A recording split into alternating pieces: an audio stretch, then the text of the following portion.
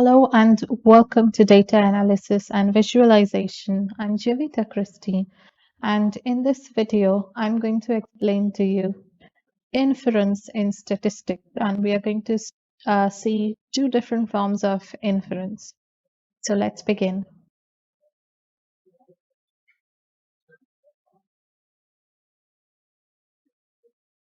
Here we are going to introduce three forms of statistical inference, and there are actually three, but in this video, I'll be covering two.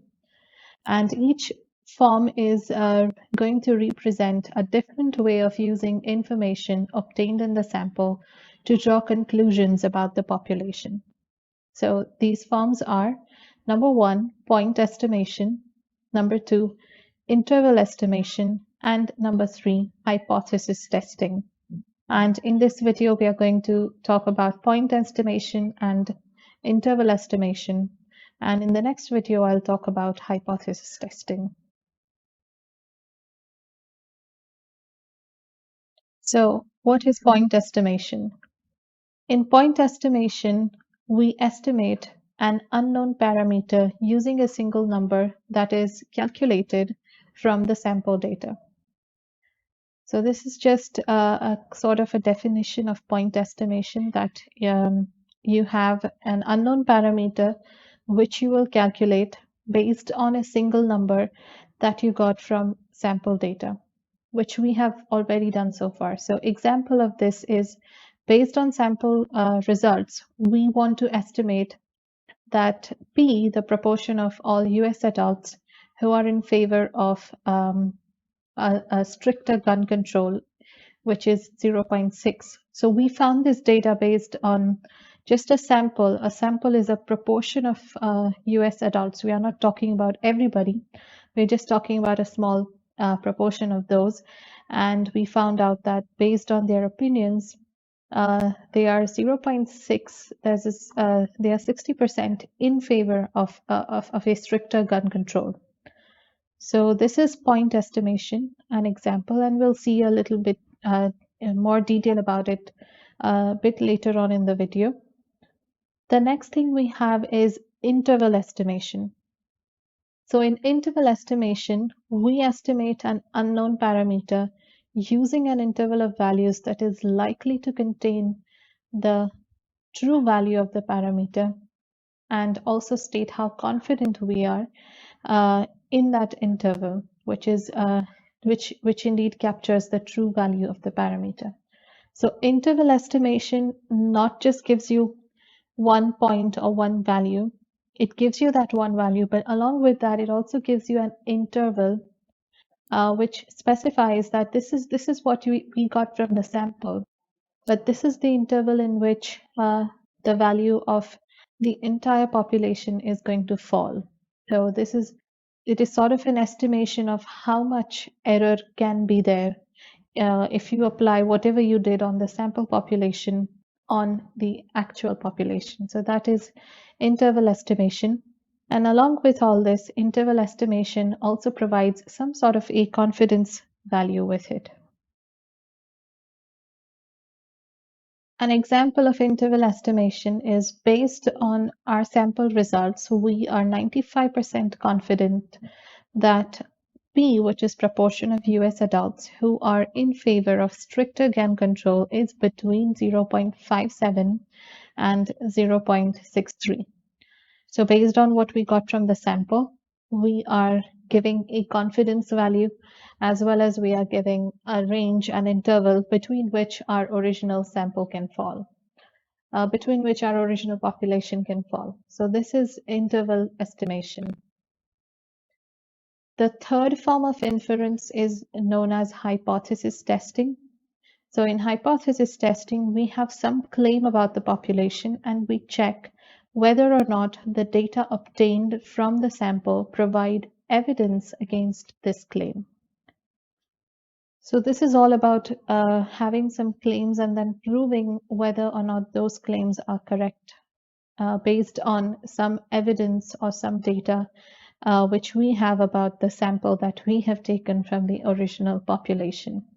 And this is known as hypothesis testing. We are not going to be discussing this very much in detail in this video because I'll talk about it in my next one. However, we are going to go through a small example of this. So let's take an example. It was claimed that among all US adults, about half are in favor of stricter gun control and about half are against it. And in a recent poll of a random sample of 1,200 US adults, 60% were in favor of stricter gun control.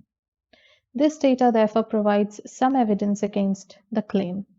So there was a claim that 50% of people are supporting gun control, a stricter gun control, and the remaining 50 are against it.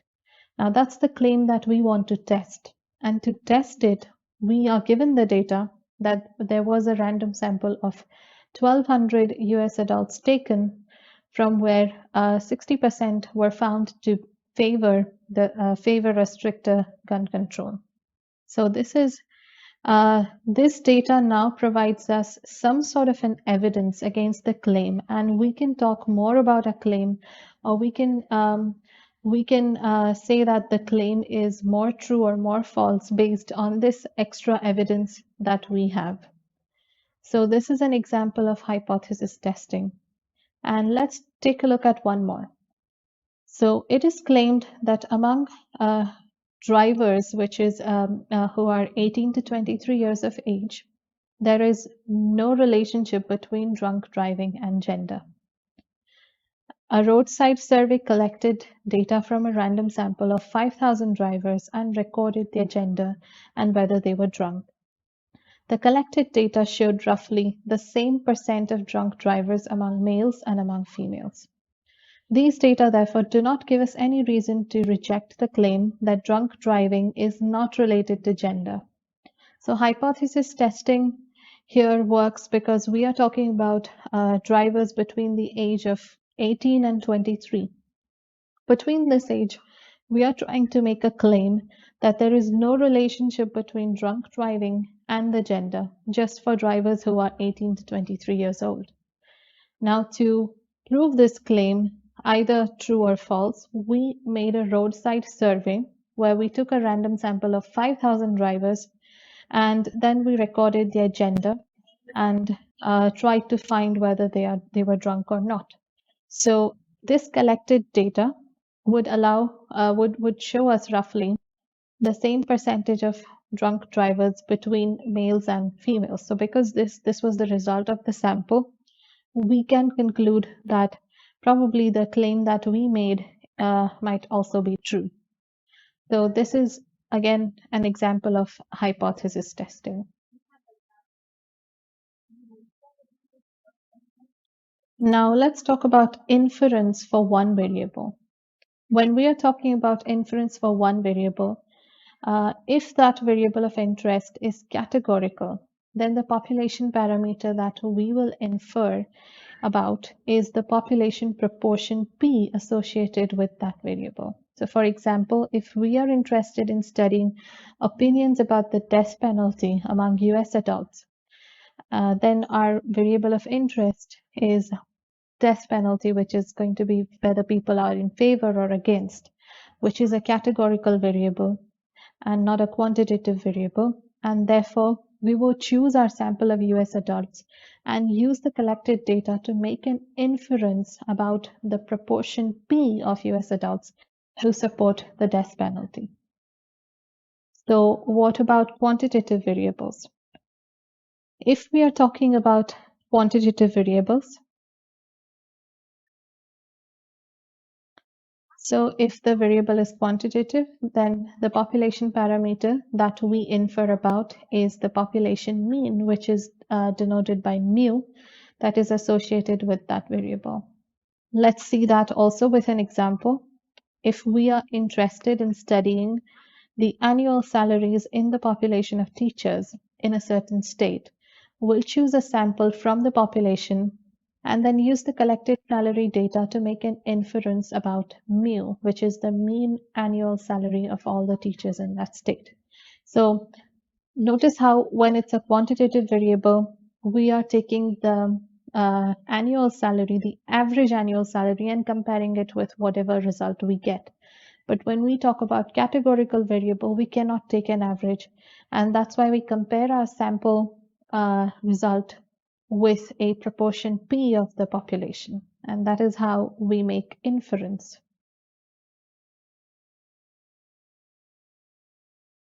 Next, let's talk about point estimation. So point estimation is the form of statistical inference in which, based on the sample data, we estimate the unknown parameter of interest using a single value, and hence it is known as point estimation. And of course, I talked about this earlier too. Now, point estimation, we are going to see an example. So suppose we are interested in studying the IQ levels of students at a university called Smart University. Then in particular, we want to study this variable, and we are interested in estimating mu, which is the mean IQ level of all the students at this Smart University.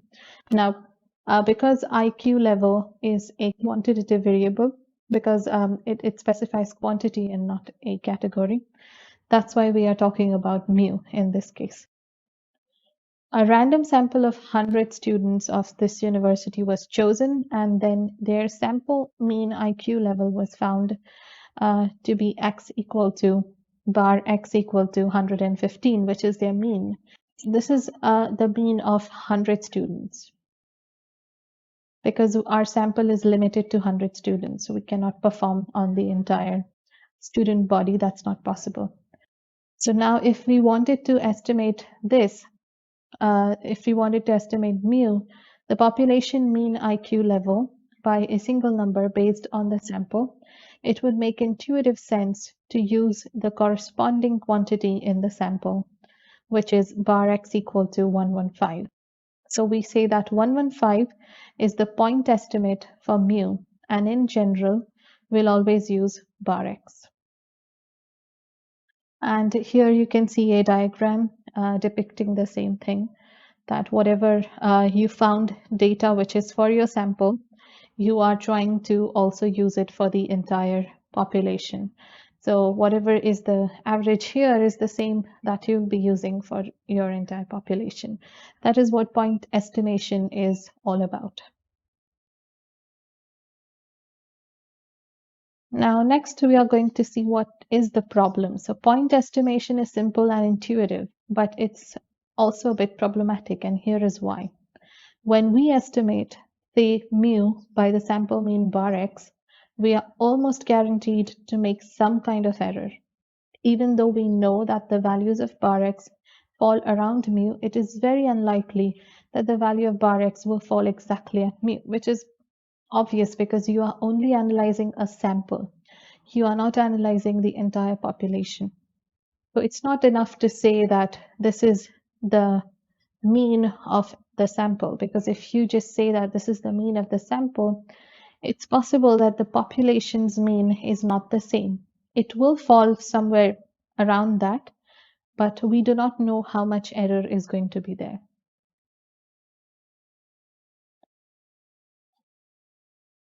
Given that such errors are a fact of life for point estimates, by the mere fact that we are basing our estimate on only one sample, that is a small fraction of the population, these estimates are in themselves of limited usefulness unless we are able to quantify the extent of the estimation error. So what is important here is to know how much error would be there. How far or in what range will your actual population mean fall? That is what we want to know. And that's what we can come to know if we see our next type of estimation, which is interval estimation. So this issue is addressed by interval estimation, and the idea behind interval estimation is therefore to enhance the simple point estimates by supplying information about the size of the error attached. So now in interval estimation, we want to enhance whatever we found through point estimation by attaching how much error can happen by quantifying that error. So let's see an example. Once again, the same example that we are interested in studying the IQ levels of students at this university called Smart University. And in particular, we are interested in estimating meal, which is their average IQ level. So the mean IQ level of these students at Smart University. So we take a random sample of 100 students from this university, and um, we have chosen their mean IQ level, and we found their mean IQ level to be bar x equal to 115.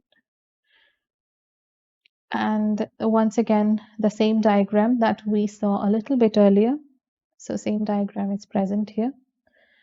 Now, based on this diagram, based on this data, if we are which is in point estimation, when we said that bar x is equal to 115 as an estimate for mu, but we did not have any idea earlier what the estimation error was, which means this is my sample mean, but what about my population mean?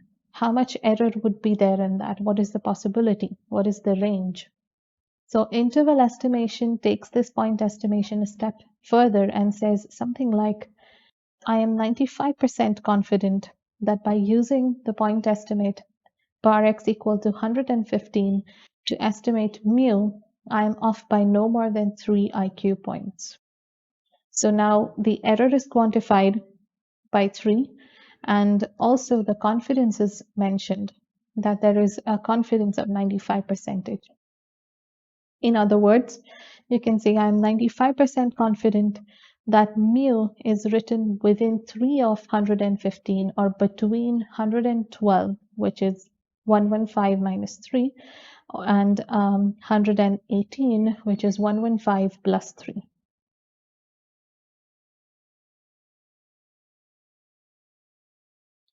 Now, the thing to note here is that while point estimation provided just one number as an estimate for mu, which is 115, interval estimation provides a whole interval of plausible values for mu between 112 and 118, and also attaches the level of our confidence that this interval indeed includes the value of mu to our estimation, which in our example was 95% confidence.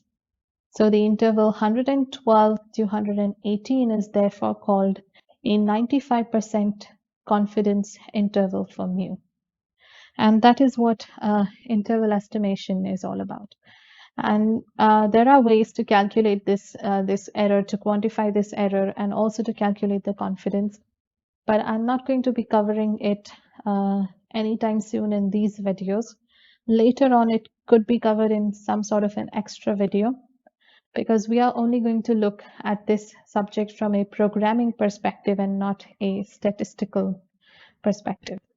So in my next video, I'll talk about hypothesis testing, which is another form of making inference, of making statistical inference. So I'll see you there, and thank you for watching.